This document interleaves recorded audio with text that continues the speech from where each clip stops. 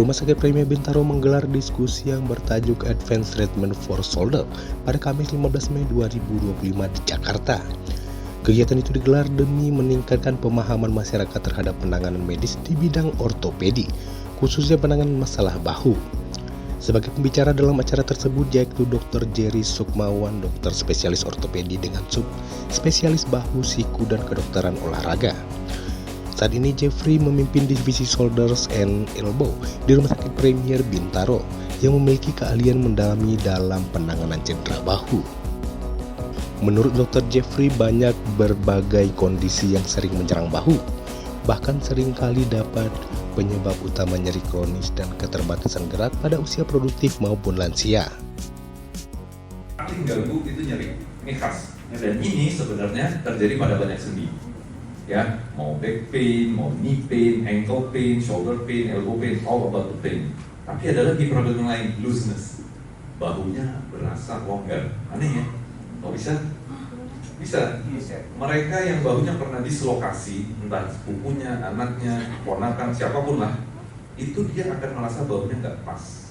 Di satu posisi dia akan merasa kayaknya mau lari nih bahu saya.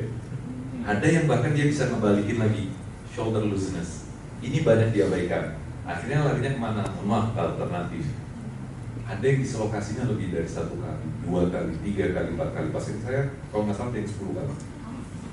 Bayangkan, sudah selonggar itu. Itu artinya penanganan di awal sudah melenceng. Ada lagi weakness, lemah. Kok bisa? Penyebab lemah pada sendi bahu bisa karena ototnya lemah, faktor saraf, atau bisa juga karena uratnya robek. Sehingga kabel untuk mengangkat lengannya hilang fungsinya. Analoginya gini, kalau kita gerakin siku, kita butuh tautan antara otot ke urat untuk gerakin lengan bawah. Lengan atas sama lengan bawah harus ada penautnya. Lah kalau lepas, gimana mau nengkuk? Nggak bisa. Analogi yang sama untuk bahu. Jadi kalau dia robek, dia bisa mengalami kelemahan seperti orang lumpuh, padahal sarafnya normal. Ini harus digarisbawahi. Ya.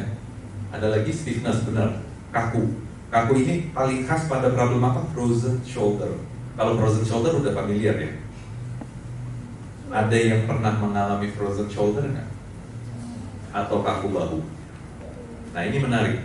Saya akan kupas. Frozen shoulder di fase awal dia tidak kaku, tapi lebih ke nyeri. Jadi kalau ada keluhan-keluhan pegel, nyeri, jangan-jangan itu fase pertama dari frozen shoulder yang sedang dialami. Ada deformity. Deformity-nya apa? Bentuk bahunya berubah. Jadi kalau misalnya dilihat, kita bisa lihat ada yang lagi ganti baju, ada yang pas lagi olahraga, kok bahunya gitu ya? Kok bahunya bentuknya beda ya? Kok pas digerakin, yang satu lebih nonjol, yang satu tidak ya?